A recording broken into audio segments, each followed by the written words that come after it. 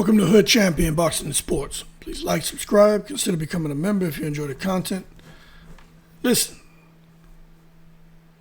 this fight between Franchon Crews and Claressa Shields, two amazing athletes, a lot of talent, a lot of experience, and a lot on the line.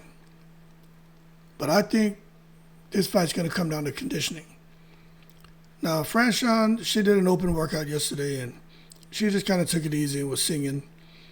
Claressa was more really showing off what she had, more explosive, really fast. She looked really good. But she also looked like she got winded pretty fast as well after throwing those combinations.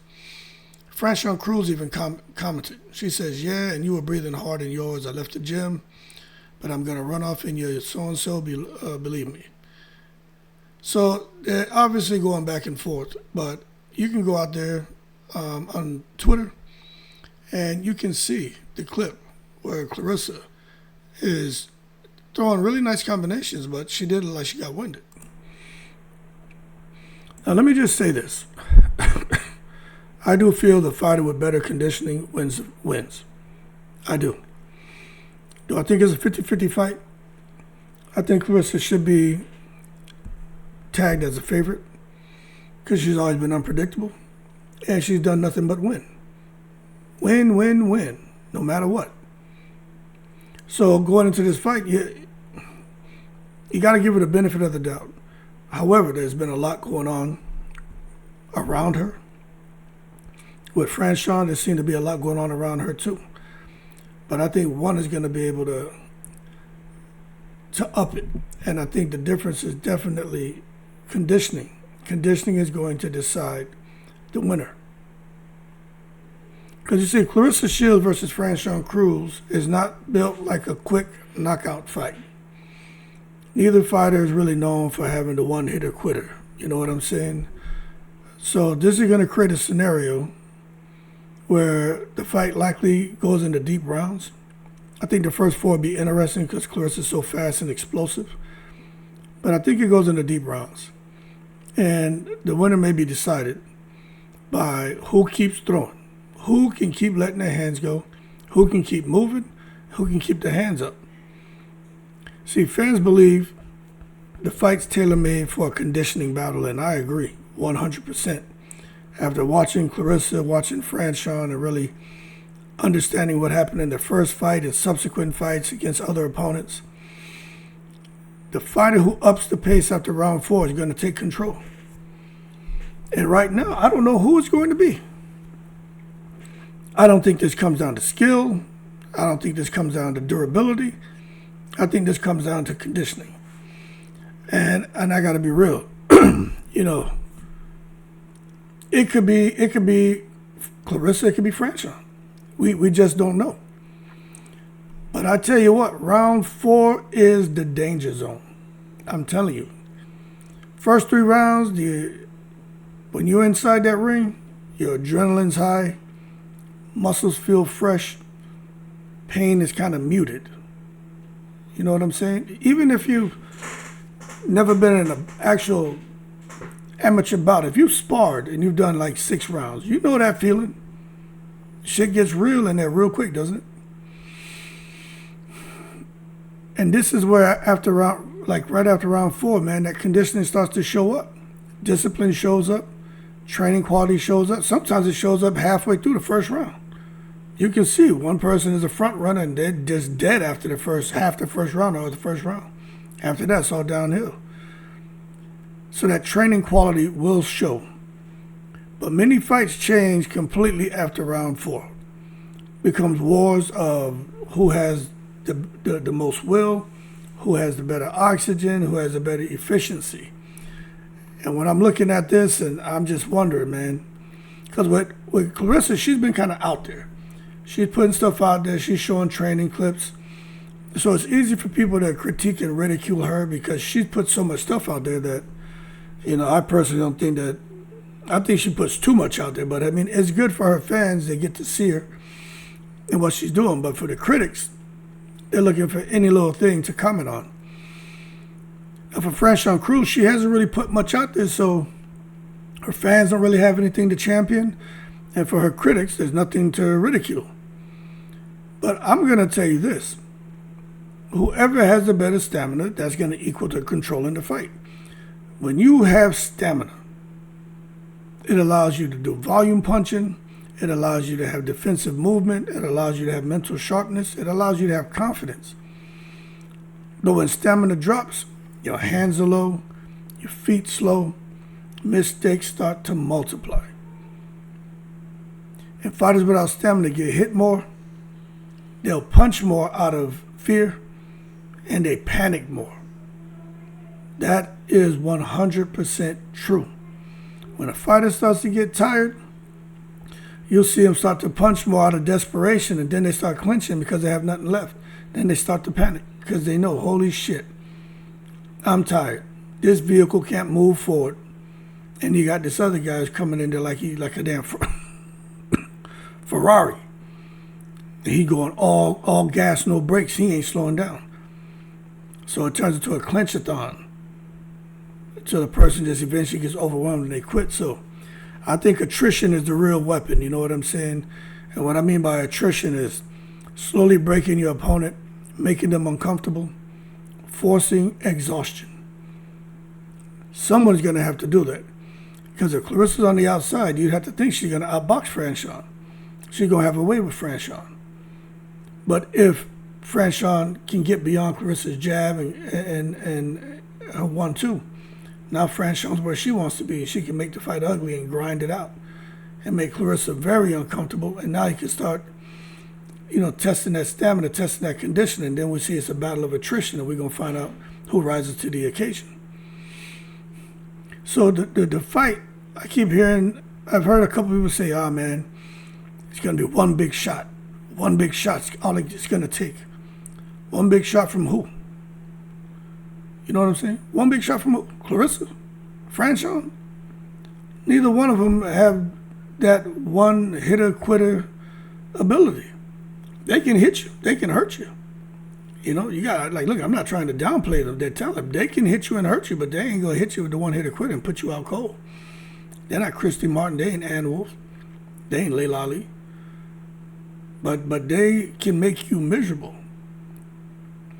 And that's why I'm sitting here and I'm telling you, it's not about one big shot. It's not about one big moment, this fight. It's about body shots, pressure, who can keep up the pace, who can make the other one uncomfortable. Some fans expect this fight to become really physical. I think those fans got it right. I think those fans feel like this shit may become grinding. I think those fans are right. And then some say it's going to be ugly. I think they're right because I think Franchon Crews is going to make it that way. That's not Clarissa's style of fighting. Claressa likes more of a clean boxing match where she can show off her technical skill, her ability, her counter punching, her everything that she can do. Claressa Shields is an amazing specimen of a female boxer. But Franchon Crews is also an amazing specimen of a female boxer. And her style is her style, and Claressa's style is her style. So it depends on who can impose their style. I think it's definitely going to help to get control of the fight in condition with the conditioning and being able to set the pace they want and take control. So I think conditioning will decide who survives the grind. And right now, I don't know. But I will tell you that there are some concerns about Claressa's conditioning. And it has nothing to do with how she was looking before training camp and, the little bit of weight gain and eating a lot in the videos and stuff. And I know a lot of people have come down on her. I've made comments. But what I'm talking about here, people being concerned about conditioning, it has nothing to do with that. It has everything to do with the open workout where we saw her hitting the mitts. And I'm telling you, she was hitting those mitts to really entertain and to make sure when those clips surfaced, people saw her looking like a beast. And she did look like a beast. But she also looked like a tired beast after those clips. So she was putting in work during her open workout. She wasn't just taking it easy. A lot of fighters are going to open workout and they don't really give the media excitement and thrills and hard shots. They just kind of go through the motions. Claressa was putting in work Franchon was just going through the motions. So I just think people need to understand when the pad footage where Claressa looked winded, I noticed it too. Heavy breathing after combinations, I noticed it too. So I just know that she looked like she was putting more effort into the open workout than what we're used to seeing a lot of fighters do. But as a result, fans are asking, is she in peak cardio conditioning? Did the distractions affect camp? All this social media nonsense? Is her training focused enough? And I just want to make an important note, man. Being winded on pads doesn't equal bad cardio automatically. But optics matter. And people are sitting back watching that.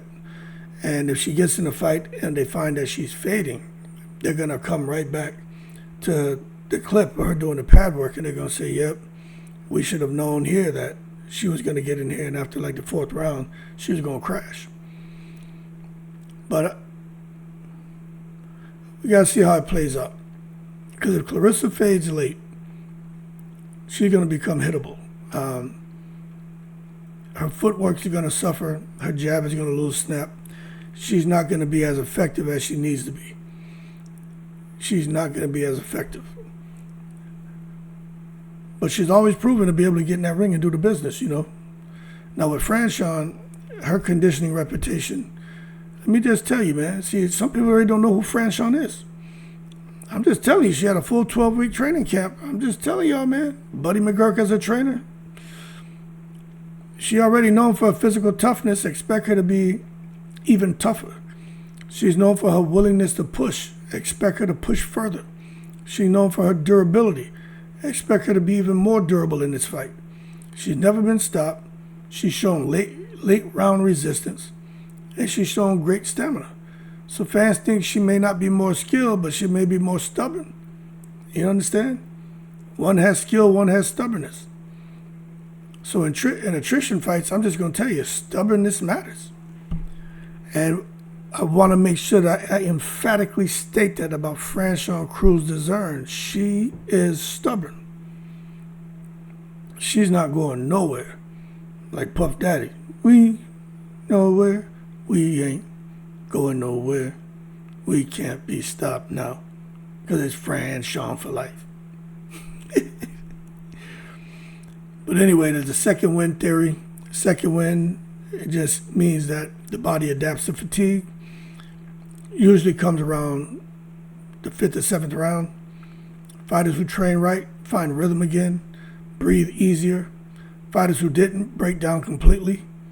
The fight may hinge on who wins in training camp, and as a result is able to find that second win on fight night. Now, the third win possibility, this shit is rare. You know what I'm saying? It's found in championship rounds, comes from mental toughness, pride, purpose. If this fight goes late, the third win could decide it. But fans believe Franchon's motivation, the family legacy may fuel her late. Claressa's undefeated record may fuel her late. So they're both motivated, but by different things. And we're going to see late who has more fuel in the tank. Because I know Franchon, she wants to win this for her mom, for her legacy. And I know Claressa wants to win it for her legacy. You know what I'm saying? And all I'll say is conditioning equals confidence. Fighters with gas, they stay calm, stick to the game plan. Fighters without gas, it's like I said earlier, man, they start to brawl, panic, they get anxious, they get scared, they abandon the defense. They start to unravel right in front of your eyes. And judges notice that shit. Judges notice who looks tired, who looks dominant. They watch that, and that plays into their decision making. So appearance matters, even if punches are equal. If you land the same amount of punches as someone else, but they look fresh and look sharp, and you look, low energy, it could really affect how the judges score the round. So what happens if Claressa tires? I think fans are going to predict. I think fans are predicting right now, if Claressa tires, they're like, she's going to win early rounds, but she's going to risk losing middle rounds. late fatigue. She's probably not going to be able to move as much as we're used to seeing her. We're not going to be able to see all those exchanges and combinations we're used to seeing. And there's a higher risk of her getting a hit, an elbow to grind it down by Franchon. Now she got cuts and swelling. So if she fades, I think Franchon's stock will rise, you know. But if she tires, Claressa could dominate on points. Jabs, movement, control of fight combinations. So Franchon knows she needs pressure, volume, activity. And I'm going to tell you what, Franchon's a bit of a pressure fighter, but fatigue kills pressure fighters. You can't pressure if you don't have any stamina. So I think the real weight class here is conditioning. I think that's what people need to be talking about. Forget the records. Forget all the accomplishments. Talk about conditioning. That's the real weight class. Doesn't matter what weight class, what belts. Conditioning equalizes power gaps, skill gaps. I'm telling you, man, I've seen this shit firsthand. Many fights are decided by lungs, not fists. You see a guy losing, the other guy get tired, the other guy come back and get a stoppage because he's just tired. So I think this is a pure attrition matchup. Neither fighter is a natural finisher. It's purely defensive. This means long exchanges, clinches, body contact, and all that's going to burn energy and oxygen really fast. And we're going to find out who's built for that war of attrition. So as far as people out here with their expectation, I get you, but we got to deal with the reality. Fans expect Claressa to outbox. They expect Franchon to outwork. That creates a style collision, conditioning collision. And the fight may become who can impose the pace they want. So, I mean, we're going to find out in a couple of days, I'll tell you that. But the training camp question marks. People out here talking about, camp intensity, focus, ability for fighters to work on recovery. And they're just sitting back watching and they're just curious because, you don't really know. But they're like, was road work prioritized? Was sparring intense? Was the weight cut smooth? Are they going to peak on fight night? Did somebody peak in training camp and on fight night they burnt out and developed dead leg? So for me, final conditioning truth. Listen, the fight is not really about power. It's not about trash talk. It's not about belts. I really think it's about who can breathe better after round 4. Who can keep punching and who refuses to slow. So the fight will be won, in my opinion, by lungs, not by fists. But we're going to know after round 4 what direction that fight's going, won't we? Keep cool, I'm in the breeze.